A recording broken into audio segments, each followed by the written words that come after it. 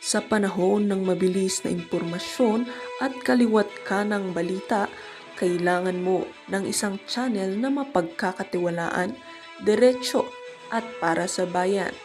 Ito ang Balitang Pambansa, ang iyong bagong tahanan ng mainit na issue, tunay na impormasyon at mga balitang hindi mo dapat palampasin. Mula sa mga trending na kaganapan sa social media hanggang sa mga seryosong isyong pambansa. Bantay kami sa bawat sulok ng bansa para sa iyo. Hindi lang basta chismis, kundi validated news, mga impormasyon na may batayan at mga kwento ng tunay na buhay Pilipino.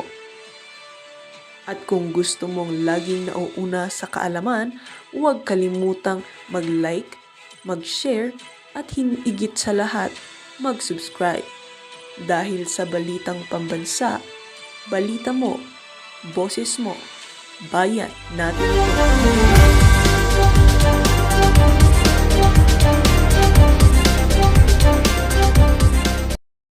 Tipong nagbubulgar na mga kabulukan ng administrasyon. Yung AMI, yung payatot na matanda na pagka nagtatanong siya, lalo na doon sa interview nila kay Congressman Erice, di ba kulang na lang lamunin niya itong si Congressman Erice. Bakit hindi nyo pa ilabas yan? Ang daming naghihintay yan. Bakit hindi nyo pa ilabas yung yung ano na yan, yung mga dokumento na yan, yung screenshot na yan. Di ba? Ba't binibitin lang ating mga kababayan? Di ba meron siyang ganong meron siyang ganong eme, di ba? Eme. Troy. Mentioned that before, kaya dun din ako bumabalik. And in the context of the whole issue and advocacy for accountability and for our participation in the international community, yun yung mga konteksto na malamang kasama sa pag-uusapan sa caucus. Senator G. Pero klaro din ni Senator Lacson na Yan. yung immunity during yan. the Senate session covers only Ayan ho yung AMI. Ayan ho yung AMI na DDH, diehard Duterte haters ho yan. Ano yan, BBM o, ano yan, loyalista ho yan, loyalista nga. Hindi lang, pinklawan dilawan din ho yung AMI na yan. No?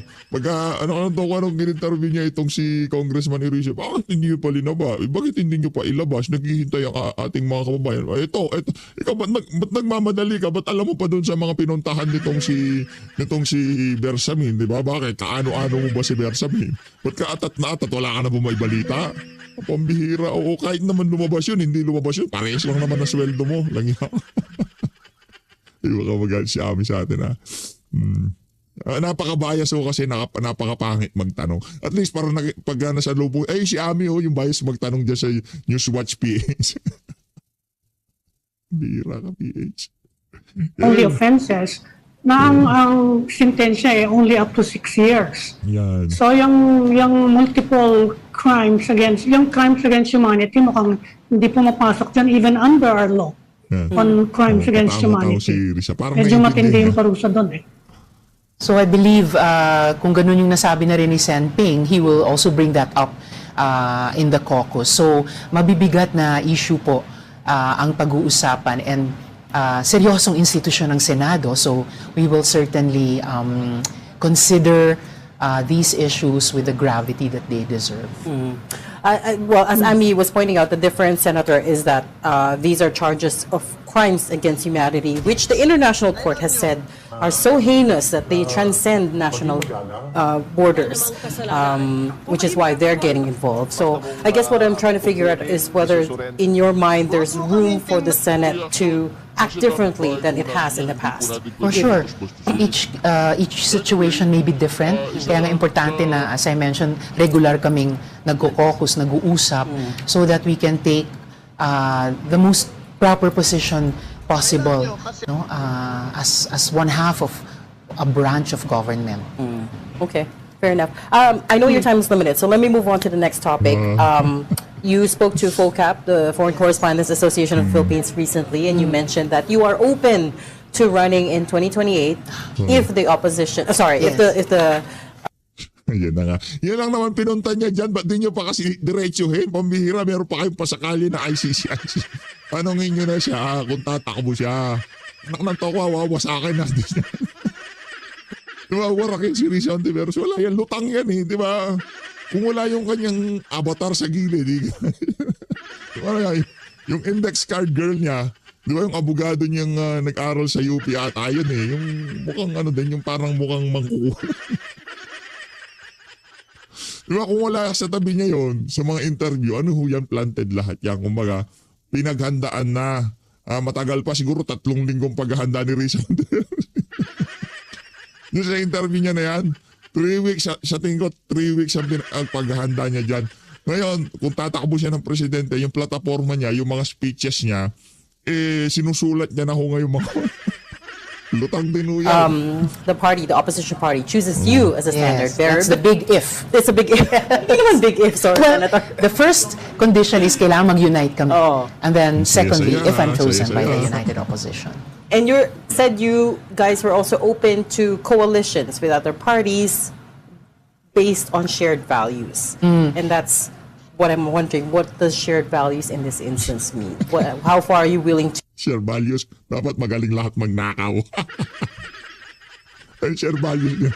Magaling magnakaw, mga lutangang utak, mga sintu-sintu mag-isip. Yun na share values ng mga magko-consolidate ng mga dilawan, pinklawan. Pati Italianista isama niyo.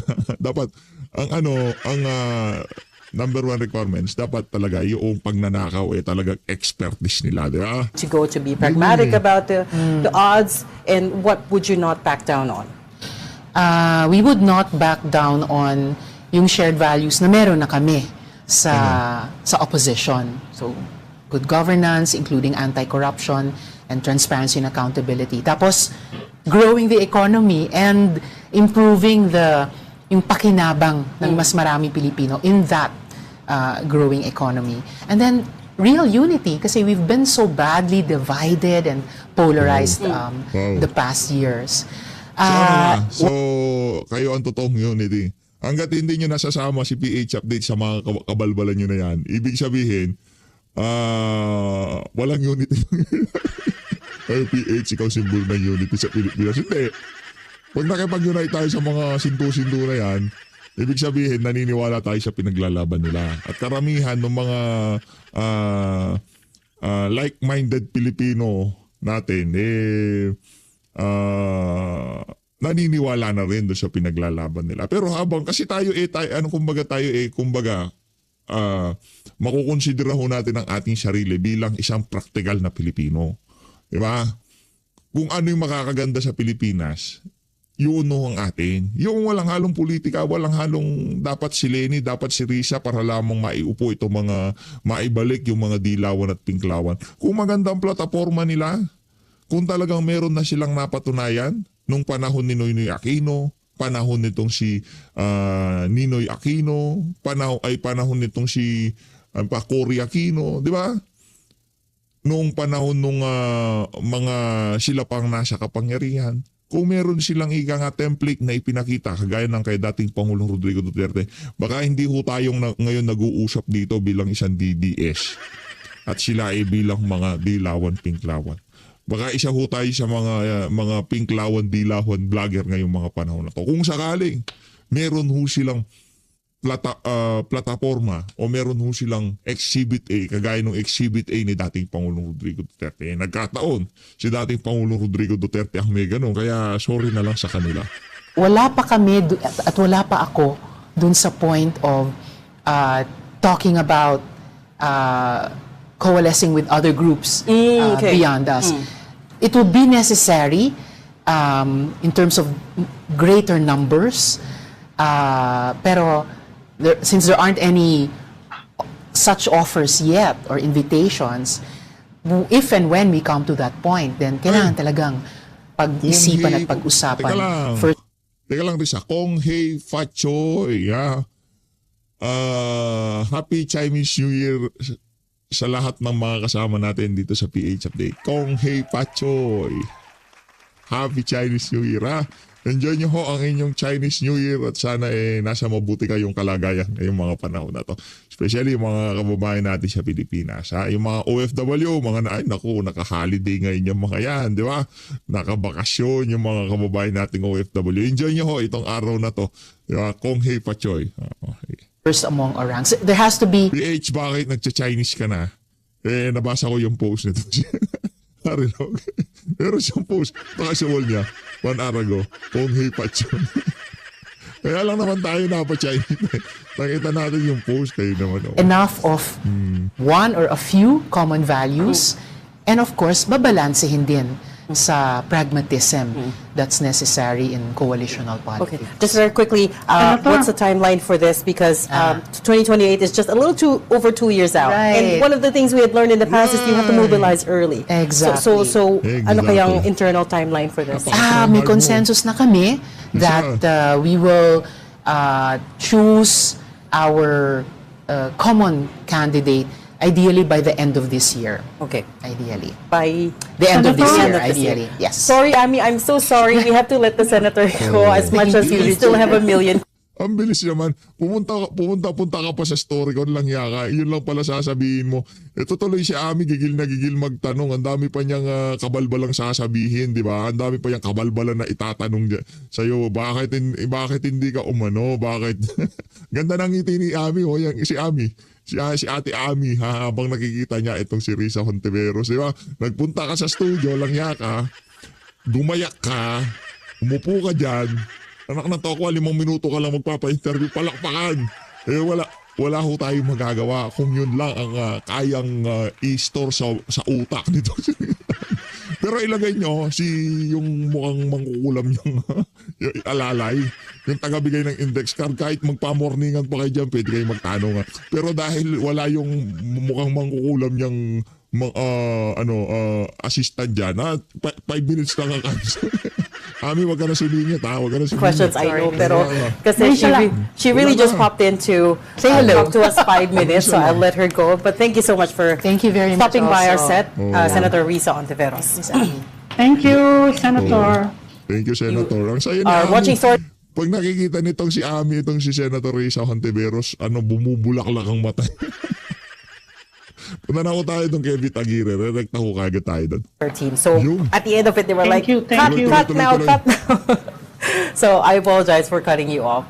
Okay, let's pivot now and bring in our next guest this afternoon. We're talking to former Justice Secretary Vitaliano Aguirre II. Good afternoon, Secretary. Can you hear me okay? Katalino daw ho yung mama na Hi, yan, si Vita Aguirre. attorney. Nakamute po kayo. Yeah. Tingnan natin ang demeanor nitong si Ami.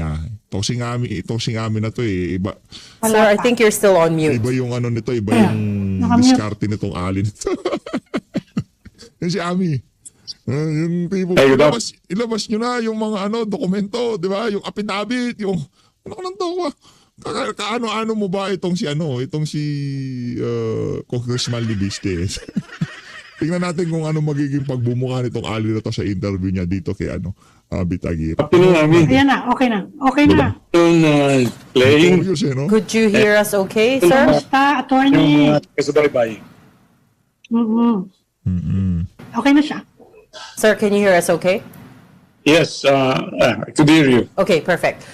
So we brought you on today so you could react to the latest development on the war on drugs case at the ICC. Of course, by now you know that you were named as a co-perpetrator in that war on drugs. This is based on 2 of your roles. First, as former President Duterte's lawyer, and next as Justice Secretary from 2016 to 2018. The ICC alleged that you were a part of a criminal structure and shared a common plan to neutralize alleged criminals back then. Can I have your reaction, please?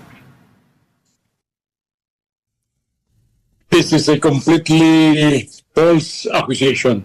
Nako. Actually, the first one, the one that's supposed to be coming from way back in 2010 when I lawyered for President Duterte and some policemen there.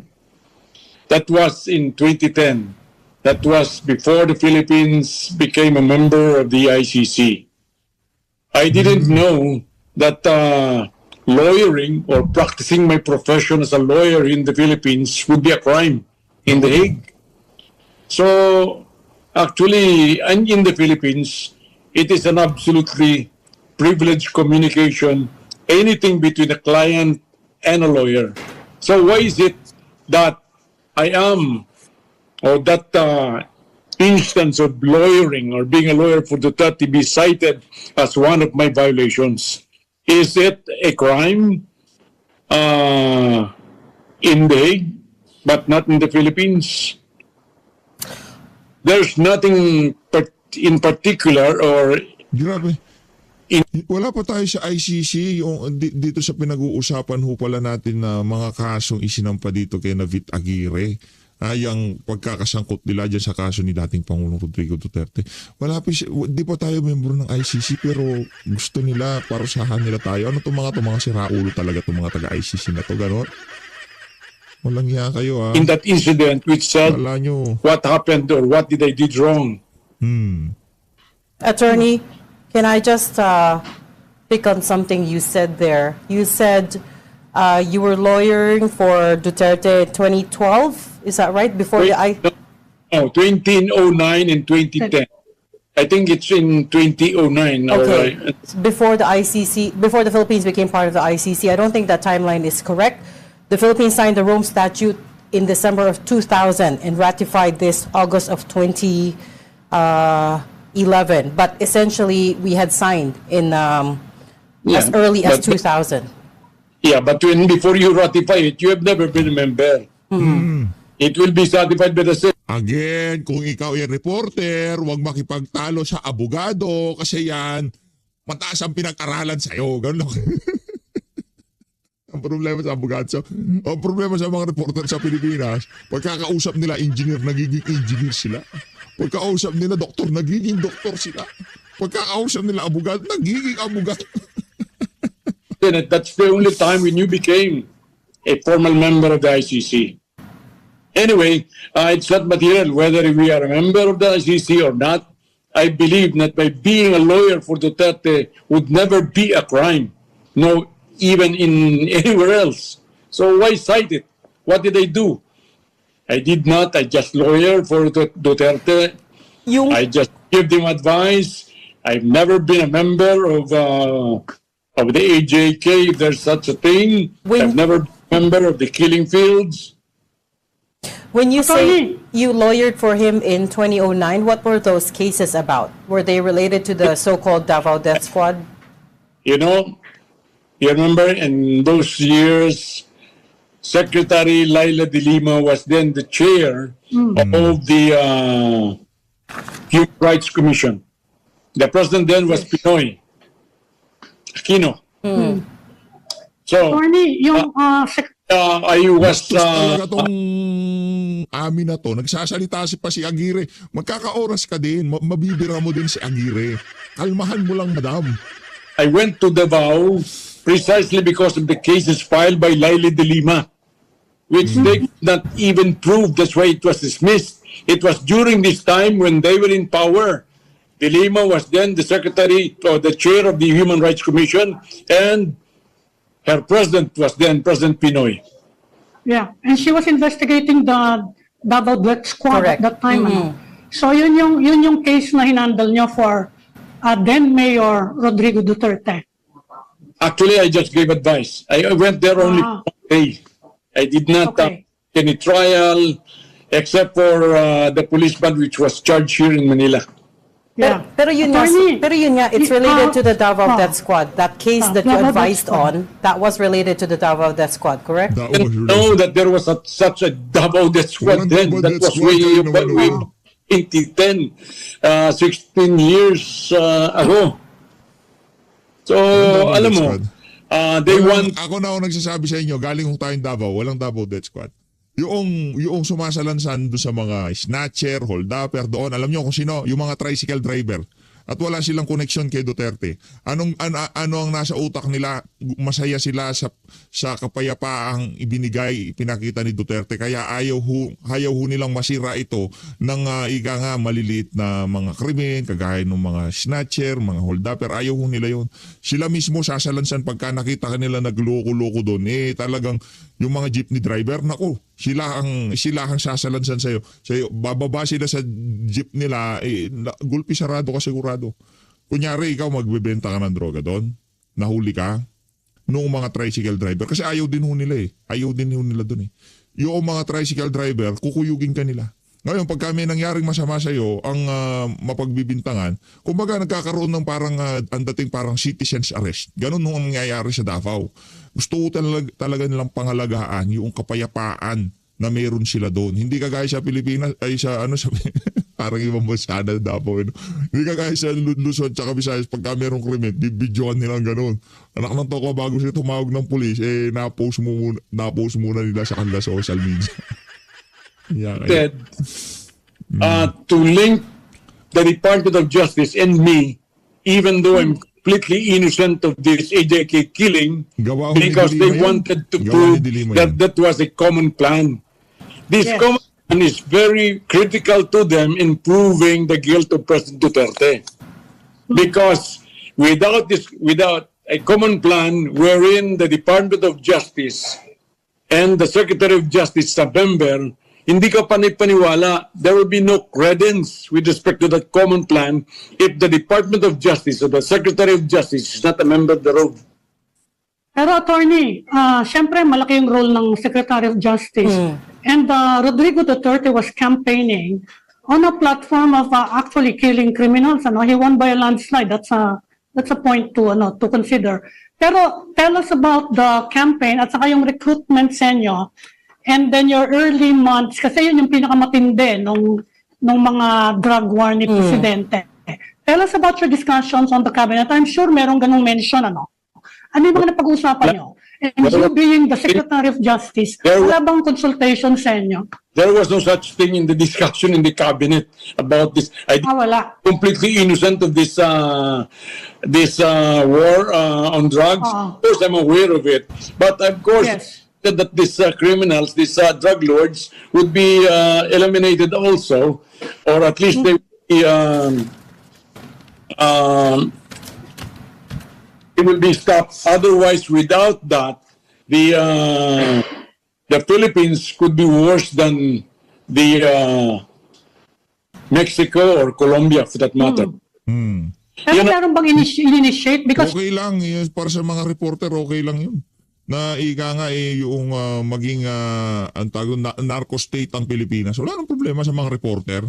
Okay lang sa kanila. Ang importante sa kanila makaupo yung mga patron nilang mga politiko o yung susuportahang politiko nung kanilang among oligarko. Ganun lang naman yung mga na yan, yung mga taga-media. Ganun lang sila. you're in charge of the Pero yung well-being ng mga bawat isang Pilipino, yung mga kabataan malayo sa illegal na droga, hindi. Huwag nang isipin yun. Yung mga taga-media, wala ko silang ganong ika nga. Ang gusto lang nila kung ano ang gusto ng kanilang amo na oligarko, na kung sinong maupo, kung anong naratibo ng oligarko nilang amo, yun lang yun lang re-report nila. Alangan namang anak na to ka, reporter ka lang, kukontrahin mo kung anong gusto ng amo mo. Kaya kailanman yung mga taga mainstream media na yan, hindi ho naging naging nagiging kasangkapan ng sambayan ng Pilipino para magkaroon ng tunay na pagbabago. Yang mga na yan, ang mga media na yan, nandyan sila para maghanap buhay, para meron silang maibalita, meron silang mga advertisement. Ganun lang naman ho yun. Di ba? execution service Natatandaan niyo ba kung merong initiate na investigation?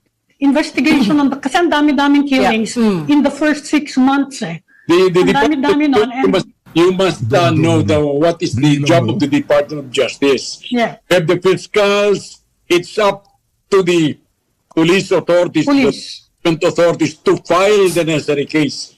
If they Yes. file the necessary case, we will act on that. If there's evidence, we are going to charge the police. If there's none, we are going to dismiss it. Perhaps you do not know that I'm the one instrumental in bringing the parents and relatives of Ian de los Santos, Carlos Arnaiz, and Kulot de Guzman. They are the three prominent or very high-profile teenagers who were killed during those times. So, when they were complaining, I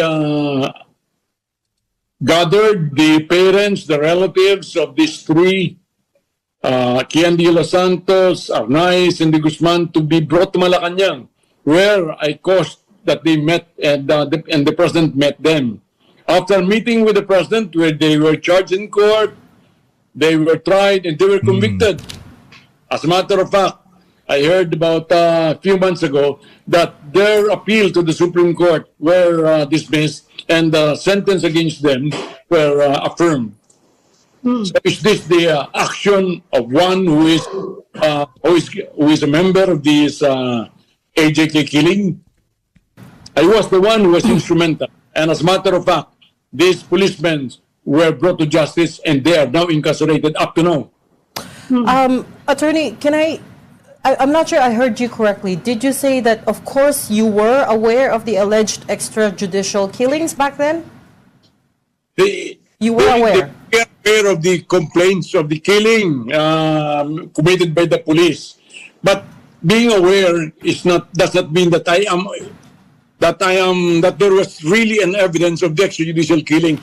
You have to bring it to file this case before our courts, before our fiscals first, and then if we see probable cause, then we are going to file this before the... hindi na umisa to si ate, masakit na ulo. Hindi na siya umisa. Bakit? Masusupalpal na naman siya. Anak ng toka, masusupalpal na naman siya. Diba? Huwag kang magbibida-bida kasi ate pagka abogado ka usap mo. Hilig niyo sa ganyan. Courts. Right. But stress it siya. comes back to Ami's question, no? Which is, as Justice Secretary, you did have the Diba? power Iba yung balagbag nila. Pagkakausap nila si Risa. Pagka si Risa, thank you for having me. Thank you for stopping by. Pero silang mga kabalbalan. Pero pakulong ka na kasi Congressman Bitagirep. Atty. Bitagirep para masaya yung mga kausap mo na yan. investigate and prosecute if needed. So the question is, how many of these cases did you investigate and prosecute during your time as a Justice Secretary? I do not have the count, but as long as they are brought before our fiscals, we are going to prosecute them. But the fact is that many of which were dismissed and they did not even Yeah. reach my office. No, what I mean is, why did you have to wait for these cases to be brought to you? As Justice Secretary, you had the power to investigate, right? And if you say that you were aware of these complaints around alleged extrajudicial killings, We have the power to investigate only if these killings or these complaints will be filed against before us. Without By the any police. case being filed, the Department of Justice has no obligation and has no jurisdiction to arrest these individuals. You have to file. Diba? Kailangan kagaya nitong si Risa Hontiveros doon sa mga vlogger, di ba? Ano bang nangyari doon? Ang DOJ ba ang nag-file ng asunto doon sa mga vlogger? Hindi. Si Risa Hontiveros, kailangan ho talaga ng isang individual na maghahain ng asunto sa isang individual para dinggin ng DOJ. Hindi naman kagaya yung sinasabi nyo na dapat aksyonan kaagad. Pambihira. Ang DOJ nga natin ngayon, ang dami ng obvious na mga magnanakaw, di na nila na-aksyonan. Tapos gusto nyo, ng panahon ni Tatay Digong, yung mga maliliit na ano na yan, a-aksyon ng DOJ. Ano nga kayo A good case so that we will act. Did you ask the President about it, President Duterte? Kasi for the first 6 months, ang dami-dami ng complaint eh. Nabanggit niyo ba sa kanila na, oh, Mr. President, marami nagrereklamo, nasusobrahan daw yata yung mga napapatay. Was there ever that kind of discussion? There was none. Tapos yung, would you remember kung kahit ballpark figure lang, ilan kaya yung napapila ng complaint ng police sa prosecution?